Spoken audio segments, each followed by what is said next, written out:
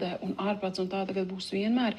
Mainiet vidi. Ļoti, ļoti svarīgi mainīt vidi, mainīt cilvēkus, meklēt jaunas iepazīšanās, meklēt iedvesmojošus cilvēkus, meklēt tādus, kas tev var atnest kaut ko jaunu un vērtīgu. Ja, tas ir ļoti svarīgi. Meklēt ambiciozus cilvēkus, šis ir ļoti svarīgi Balzakiem. Balzaks iekšēji arī ir ambiciozs, viņš arī grib, bet viņš nav pārliecināts, ka viņš grib pareizi, viņš nav pārliecināts, ka tas ir labi, ko viņš grib, viņš nav pārliecināts, ka viņš drīkst gribēt kaut ko, ja? Kā man var būt tur merkantilas intereses, kā tas var būt, ka es gribu naudu, ka es gribu dzīvot pārticīgi, kāpēc es gribu, nezinu, māju, kāpēc es gribu foršu mašīnu.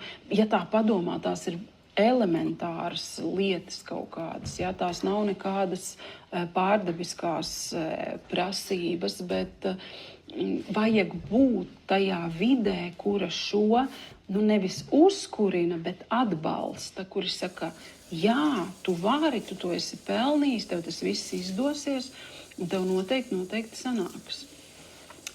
Tā, Sanita saka, man arī neiet ar draudzēšanos, jo gribās tos draugus, ar kuriem jēgpilni pavadīt laiku, nevis kas pagadās. Mīļie, mēs taču esam paradīzē nonākuši, mēs taču esam jēgpilnā grupā, te taču ir pilns ar Balzakiem. Tie, kas ir drosmīgākie un ka jūs te viens otru noskatat, draudzējieties virsū.